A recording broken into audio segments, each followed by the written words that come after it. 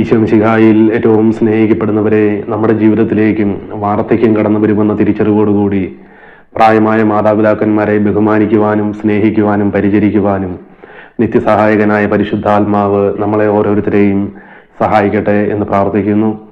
പ്രിയപ്പെട്ടവരെ, പാലാക്കാർക്ക് സുപരിചിതനായ വൈദികനായിരുന്നു ബഹുമാനപ്പെട്ട കൈപ്പൻപിളകൾ അച്ഛൻ. അച്ഛൻ അനേകം സന്യാസിനി സമൂഹങ്ങൾ സ്ഥാപിച്ചു. പ്രായമായ ഒറ്റപ്പെടലിന്റെ വേദനയിലൂടെ കടന്നു പോകുന്ന മാതാപിതാക്കന്മാർക്ക് ആശ്വാസമാകുവാൻ അനാഥാലയങ്ങൾ തുടങ്ങി. അങ്ങനെ അച്ഛൻ്റെ ജീവചരിത്രത്തിൽ എഴുതിയൊരു സംഭവമാണ്. ഒരിക്കലും ഒരു മകന് ആ മകന്റെ പ്രായമായ മാതാപിതാക്കളെയും കൂട്ടി അച്ഛൻ്റെ അടുക്കൽ വന്നു. എന്നിട്ട് ഈ മകൻ അച്ഛനോട് പറഞ്ഞു, ഞാനും എൻ്റെ ഭാര്യയും മക്കളും ബോംബെയിലേക്ക് പോവുകയാണ്, ഞങ്ങളിനി തിരിച്ചു വരികയില്ല, അതുകൊണ്ട് ഈ അപ്പനെയും അമ്മയെയും നോക്കണം എന്ന് പറഞ്ഞ് ഇവരുടെ മരിച്ചടക്കിന് വരെയുള്ള ക്യാഷ് കൊടുത്തിട്ട് ഈ മകനും ഭാര്യയും മകളും തിരിച്ചിറങ്ങി നടക്കുമ്പോൾ ഈ അപ്പനും അമ്മയും കണ്ണുനീരോടുകൂടി ഇവരെ ഇങ്ങനെ നോക്കി നിന്നു. ഒരാഴ്ച കഴിഞ്ഞപ്പോൾ ഒരു വാർത്ത വന്നു.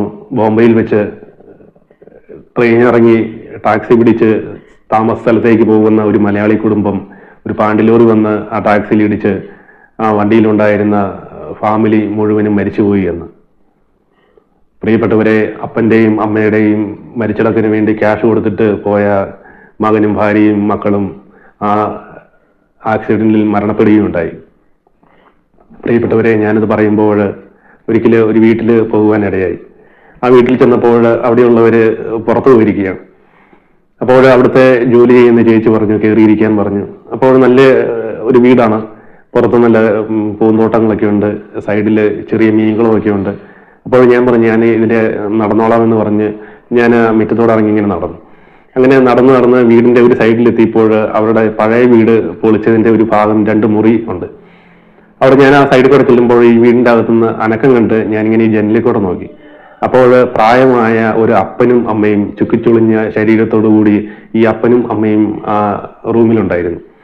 അപ്പോൾ ഞാൻ നോക്കുമ്പോൾ ആ ജനലിന്റെ സൈഡിൽ ഒരു പാത്രം കയറി പോകുവാൻ വേണ്ടി, ശരിക്കും നമ്മൾ ഈ പട്ടിക്കൊക്കെ ഭക്ഷണം കൊടുക്കുവാൻ വേണ്ടി അതിന്റെ താഴെ ചെറിയൊരു ഹോൾ ഇട്ട് വെക്കും, ഈ പാത്രം മാത്രം കടത്തി വിടാൻ വേണ്ടി. അതുപോലെ ഒരു ചെറിയൊരു ആ ജനലിന്റെ സൈഡിലൊരു ഹോളും ഉണ്ടാക്കിയിട്ടുണ്ട്. അപ്പോൾ അവിടെ ജോലി ചെയ്യുന്ന ചേച്ചി ഇറങ്ങി വന്നപ്പോൾ ഞാൻ ഇതെന്താണ് എന്ന് ചോദിച്ചപ്പോൾ ആ ചേച്ചി പറഞ്ഞു, ഇവരുടെ മാതാപിതാക്കന്മാരാണ്, കാരണം പുതിയ വീട് പണിതപ്പോൾ ഇവര് ചുമയ്ക്കുമ്പോൾ തുപ്പലൊക്കെ വീഴും, അതുകൊണ്ട് ഇവരെ ഇവിടെ താമസിപ്പിച്ചിരിക്കുന്നതാണ്, സമയങ്ങളിൽ ഞങ്ങളുടെ ഭക്ഷണമൊക്കെ കൊടുക്കും എന്നിങ്ങനെ പറഞ്ഞു. പ്രിയപ്പെട്ടവരെ, ഞാനത് കേട്ടപ്പോൾ ഞാൻ പറഞ്ഞു ശരി, ഓക്കെ എന്ന് പറഞ്ഞ് ഞാൻ അവിടുന്ന് തിരിച്ചിറങ്ങിപ്പോന്നു. പ്രിയപ്പെട്ടവരെ, നമ്മുടെയൊക്കെ ജീവിതത്തിൽ നമ്മളൊന്ന് ചിന്തിക്കുന്ന നല്ലതായിരിക്കും. നമ്മൾ കുഞ്ഞുനാളിലായിരിക്കുമ്പോൾ തൂറുകയും മുള്ളുകയും ഒക്കെ ചെയ്യുമ്പോൾ ഇവര് കൈകൊണ്ടെടുത്ത് അത് കഴുകി എല്ലാം വൃത്തിയാക്കി നമ്മളെ എങ്ങനെ കാത്തു പരിപാലിക്കും.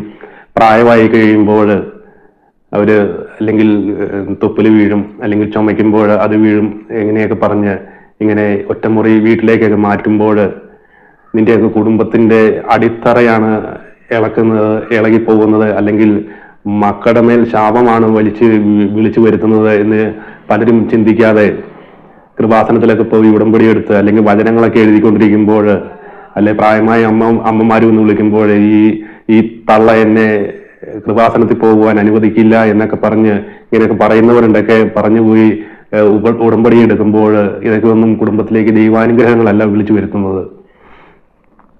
പ്രിയപ്പെട്ടവരെ, ഈ കഴിഞ്ഞ ദിവസം ഒരു മകന് അമ്മയോട് പൈസ ചോദിച്ചു. കഞ്ചാവ് ചോദിക്കാൻ വേണ്ടിയാണ്, എന്തെന്നാണെന്ന് അറിയത്തില്ല, ചോദിച്ചു. അമ്മ പറഞ്ഞു എൻ്റെ ഇല്ലാത്ത അവസ്ഥയായിരുന്നു, ഇല്ല എന്ന് പറഞ്ഞു. ഈ മകന് അമ്മയെ വിളിക്കാത്ത തെറികളൊന്നുമില്ല. എന്നിട്ട് പൾസർ ബൈക്ക് എടുത്ത് ഒരൊറ്റ പോക്ക് പോയി. പോകുന്ന വഴിക്ക് വണ്ടി ഇടിച്ച ആ സമയത്ത് ആള് തീർന്നു പോയി. പ്രിയപ്പെട്ടവരെ, ഈ കാലഘട്ടത്തില് ബന്ധനങ്ങളും കെട്ടുകളും പറഞ്ഞുകൊണ്ടിരിക്കുമ്പോൾ നമ്മുടെ മാതാപിതാക്കന്മാരെയൊക്കെ കണ്ണുനീര് വീഴ്ത്തിയിട്ടിട്ട് നമ്മുടെ ജീവിതത്തിലേക്ക് അനുഗ്രഹങ്ങൾ കടന്നു വരാതിരിക്കുമ്പോൾ നമ്മൾ അങ്ങോട്ട് ഓടുന്നു, നമ്മൾ ഇങ്ങോട്ട് ഓടുന്നു. ഇതൊന്നും അനുഗ്രഹങ്ങൾക്ക് തടസ്സം നിൽക്കുന്നത് നമ്മുടെ വീട്ടിൽ തന്നെ ഉണ്ട് എന്ന് ചിന്തിക്കുന്നത് നല്ലതായിരിക്കും. 10 കൽപ്പനയിലെ ദൈവം കഴിഞ്ഞ് ദൈവവുമായിട്ടുള്ള ആ ബന്ധത്തിലെ കഴിഞ്ഞിട്ടുള്ള കൽപ്പന മാതാപിതാക്കന്മാരെ ബഹുമാനിക്കണം. അത്രമാത്രം ദൈവം മാതാപിതാക്കന്മാർക്ക് സ്ഥാനം കൊടുക്കുന്നുണ്ട്. പ്രിയപ്പെട്ടവരെ, ഇതുപോലെ മാതാപിതാക്കന്മാരെ വേദനിപ്പിക്കുന്നവർ, വിഷമിപ്പിക്കുന്നവർ, അല്ലെങ്കിൽ വീട്ടിൽ ചെളി പറ്റും, അല്ലെങ്കിൽ തുപ്പൽ വീഴും, അല്ലെങ്കിൽ മൂത്രം ഒഴിക്കും എന്നൊക്കെ പറഞ്ഞ് മാതാപിതാക്കന്മാരെ വിഷമിപ്പിച്ചിട്ട് നമ്മൾ അങ്ങോട്ടോടും ഇങ്ങോട്ടോടും പ്രത്യേകിച്ച് ഒരു ഫലവും ഉണ്ടാകത്തില്ല. മാതാപിതാക്കന്മാരെ സ്നേഹിക്കുവാൻ, മാതാപിതാക്കന്മാരെ ബഹുമാനിക്കുവാൻ, അവരെ പരിചരിക്കുവാൻ